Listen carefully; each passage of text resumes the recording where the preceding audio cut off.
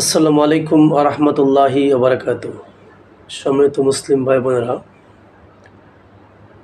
রাসূলের উম্মত পাথর বর্ষণের মুখোমুখি হবে কিয়ামতের আগে, এবং কেন হবে, কি পাপের কারণে হবে, কি পাপ রাসূলের উম্মত করবেন যার কারণে এত ভয়াবহ কঠিন শাস্তির সম্মুখীন হবে।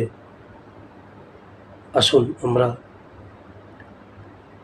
আল্লাহ রাসূল সাল্লাল্লাহু আলাইহি ওয়াসাল্লামের হাদিসের মাধ্যমে জেনে নেব কিয়ামতের আগে উম্মত কি পাপে জড়িয়ে পড়বে, যার কারণে মহান রব্বুল আলামিন তার বান্দার উপরে এত ভয়াবহ গজব নাজিল করবেন।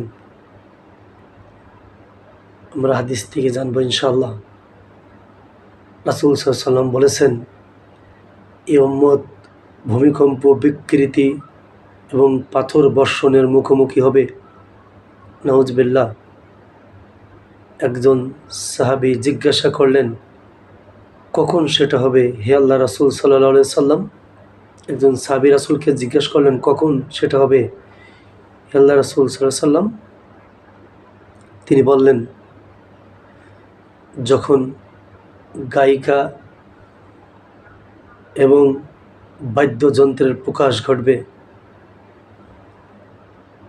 মানুষ যখন গান বাজনা গায়িকা নিয়ে এবং বাদ্যযন্ত্রের প্রকাশ ঘটবে এবং মদ পানের সয়লাব হয়ে যাবে, তাহলে তিনটে কাজ মানুষ করতে থাকবে।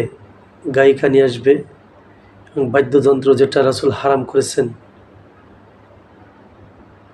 যেটা ইসলামে নিষিদ্ধ, হারাম, এবং মদ পানের সয়লাব হবে। সেই সময় মানুষ ভূমিকম্প, পাথর বর্ষণের মুখোমুখি হবে। আল্লাহ আমাদেরকে মাফ করুন, ক্ষমা করুন। মহান রব্বুল আলামিন আমাদের উপর যেন এই জাতীয় গজব আল্লাহ তুমি আমাদেরকে দিও না, আমাদেরকে দিয়ে যেন এই জাতীয় পাপ যেন আমরা না করি। আল্লাহ তুমি আমাদেরকে ক্ষমা করুন। উক্ত হাদিসের যে পাপ রাসূল বলেছেন, এই পাপ থেকে যেন মুসলমান দূরে থাকতে পারে। রব্বুল আলামিন তুমি সেই তৌফিক দান করুন, আমিন। হাদিসটি তিরমিজি 2212 নম্বর হাদিস।